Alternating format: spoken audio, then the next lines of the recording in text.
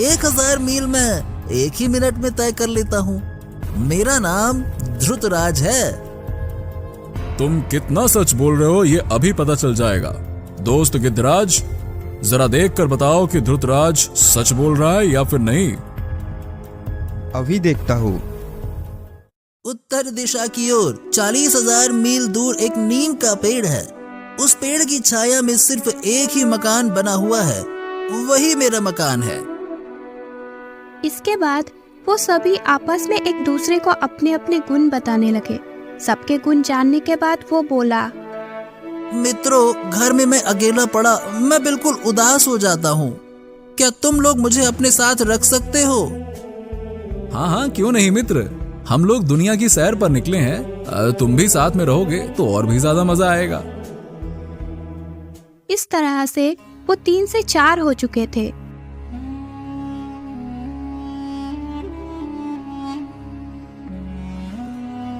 चलते चलते वो एक नगर में जा पहुंचे।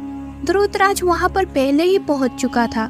नगर में पहुंचने के बाद राजा ने कहा, हैरानी की बात है कि सारे बाजार बंद हैं, गलियां सूनी पड़ी हैं। आखिर कारण क्या हो सकता है? मुझे पास ही एक पेड़ के नीचे कुछ लोग दिखाई पड़ रहे हैं। हमें उन्हीं के पास चलकर नगर की उदासी का कारण पूछना चाहिए।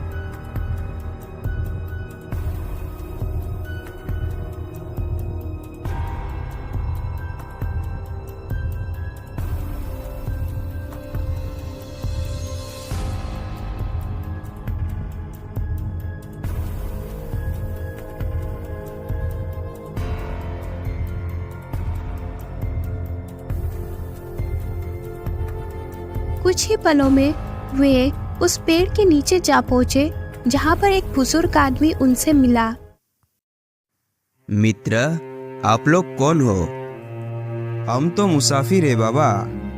नगर में उदासी छाई देखी तो कारण पूछने के लिए आपके पास चले आए। हमारे राजा का एक ही लड़का है, मगर इस समय वो एक भयानक बीमारी का शिकार है। इसका इलाज इस शहर से 20,000 मील दूर एक अमृत झरने का पानी है। वैद्य जी कहते हैं कि अगर शाम तक अमृत झरने का पानी राजकुमार को ना पिलाया गया तो फिर उसे कोई नहीं बचा सकता। इसके लिए महाराज ने एक शर्त भी रखी है कि जो कोई भी वो पानी लाएगा उसके साथ राजकुमारी का विवाह करके उसे आधा राज्य भी दे देंगे।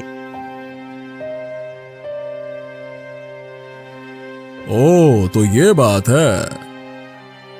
चारों दोस्त आपस में सलाह मशवरा करने लगे और फिर कुछ देर बाद वे उस आदमी से कहने लगे, हमें अपने राजा का महल दिखाओ, हम वो जल 1 घंटे से भी पहले ला सकते हैं।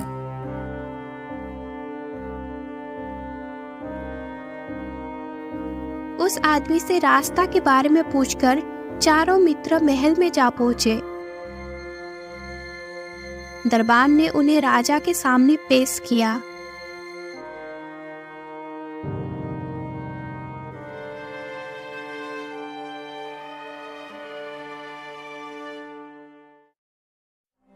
हमें तुम्हारी बातों पर यकीन तो नहीं आता, मगर फिर भी हम तुम्हें इस शर्त पर जाने देंगे कि अगर तुम असफल हुए तो तुम्हारे बाकी मित्रों का सिर काट दिया जाएगा। बोलो। मुझे मंजूर है महाराज। उसकी ये बात सुनकर बाकी तीनों मित्र हैरान थे। तब धनुष राज बोला, हमें ये शर्त मंजूर नहीं है। अगर किसी कारण से तुम्हें रास्ते में देर हो गई तो बेकार में ही हमें अपनी जान से हाथ धोना पड़ेगा। नहीं नहीं नहीं नहीं नहीं, ऐसा नहीं होगा। मुझे अपनी चाल पर पूरा भरोसा है। अगर समय पड़ने पर मित्र ही मित्र के काम नहीं आएगा तो कौन आएगा? यदि तुम्हें यह शर्त मंजूर नहीं है तो मुझे मंजूर है। मित्र, तुम जल्दी से जाओ और वो जल लेकर आओ। फिर बुधराज से रास्ता की जानकारी प्राप्त करके धृतराज अमृत कलश की ओर दौड़ पड़ा। कुछ देर के बाद गिद्धराज ने उसे देखना आरंभ किया। तब राजा बुधराज ने कहा, प्रिय मित्र गिद्धराज, जरा देख कर बताओ कि धृतराज इस समय कहाँ पर है और झरने से कितनी दूर है। लो, वो तो झरने तक जा भी पहुंचा और अब पानी भर रहा है। मगर अरे, ये क्या? जिस वृक्ष के नीचे बैठा धृतराष्ट्र झरने का पानी एक लोटे में भर रहा है, उसी वृक्ष से एक भयानक अजगर उतरकर उसकी तरफ बढ़ रहा है। तभी धनुष राज ने अपना धनुष और तीर संभाला और कहने लगा, क्या तुम उस अजगर की मुझे सही सही स्थिति बता सकते हो? मैं अपने तीर से हजारों मील दूर बैठे उस अजगर को खत्म करने की कोशिश करूंगा, बताओ।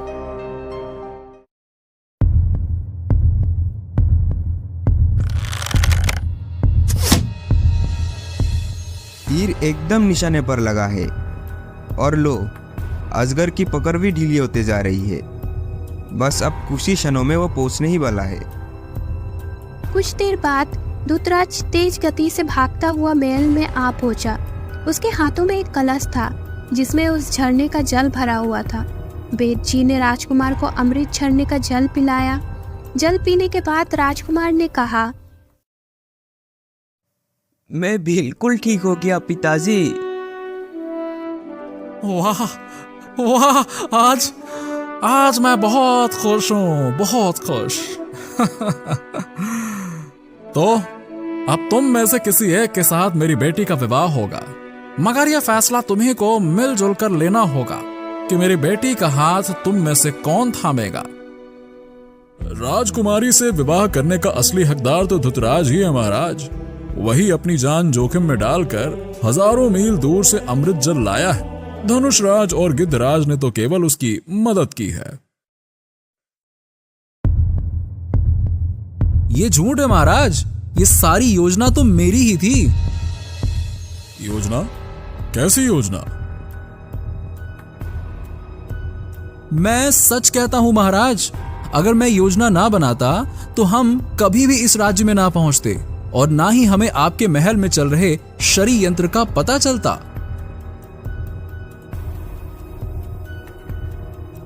सुनिए महाराज, हम तीनों में से किसी में भी कोई विशेष योग्यता नहीं है। हम तीनों रंगपुरी के मशहूर ठग हैं, मगर हम इस ठगी के धंधे से बिल्कुल उकता चुके थे और चाहते थे कि शरीफों की तरह से अपना जीवन व्यतीत करें। तब एक दिन राजा बुद्धराज की पत्नी यानी रानी सुंदरी की मां हमारे पास आई और उन्होंने ही हमें एक ऐसी योजना बनाने के लिए कहा जिससे महाराज बुद्धराज का घमंड टूट सके और वो निर्दोष पक्षियों की हत्या ना करें। उनके कहने पर ही हम भेष बदलकर महाराज का पीछा करने लगे और वक्त पड़ने पर जब मैं धनुषराज बनकर महाराज के सामने पहुंचा और उन्हें बातों में उलझाया, इसी बीच गिद्धराज ने मेरे ही जैसे एक तीर से एक पक्षी मार गिराया और महाराज ने मुझे चमत्कारी तीरंदाज मान लिया और महारानी जी को दिया हुआ वचन निभाया। ओह, फिर आगे क्या हुआ? हाँ महाराज, योजना के अनुसार हम आगे बढ़े तो आपका परिचय गिद्धराज और धृतराज से हुआ, जबकि वास्तव में धृतराज के पास भी एक तेज घोड़ा था। मैंने जानबूझकर अपने घोड़े की गति धीमी रखी ताकि धृतराज हमसे पहले इस नगर में पहुंच जाए और यहाँ पहुंचकर हमने सारे शहर की छाई उदासी का कारण पूछा तो राजकुमार की बीमारी का उपाय जानकर अमृत झरने का पता चलने के बाद मैं वैद्य जी के घर पर गया। जब मैं वैद्य जी के घर पे पहुंचा तो मैंने उन्हें आपके महामंत्री से बातें करते हुए सुना। मैं छिपकर उनकी बातें सुनने लगा, जहां वैद्य जी मंत्री से कह रहे थे, सूरज छिपने के बाद वो दवा के बहाने राजकुमार को जहर दे देंगे। वाह बेद जी वाह, बहुत बढ़िया। अगर आप ऐसा कर देंगे तो मैं आपको माला माल कर दूंगा।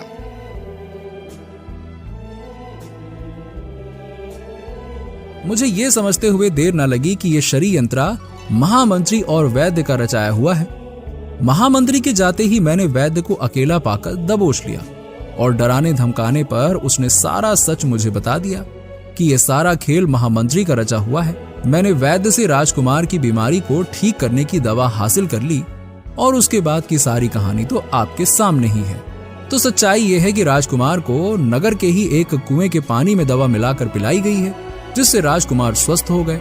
वो सारी कहानी झूठी थी जो गिद्धराज ने आपको सुनाई थी।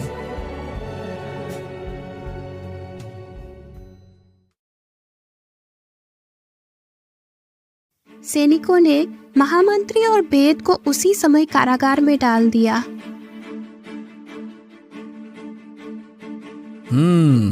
तुम्हारा फैसला अब स्वयं राजकुमारी ही करेंगी।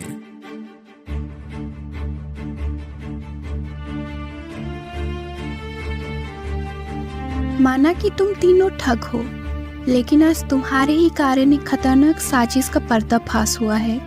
तुम्हारे भीतर एक अच्छा इंसान बनने की लालच भी है, इसीलिए शर्त के मुताबिक मैं विवाह तो ध्रुतराज से ही करूंगी, क्योंकि तुम राजा भूतराज के मुजरिम हो, इसीलिए पहले उनकी अनुमति लेनी चाहिए। राजा भूतराज का घमंड अब चूर चूर हो चुका था। उसने इसके लिए कोई आपत्ति नहीं की।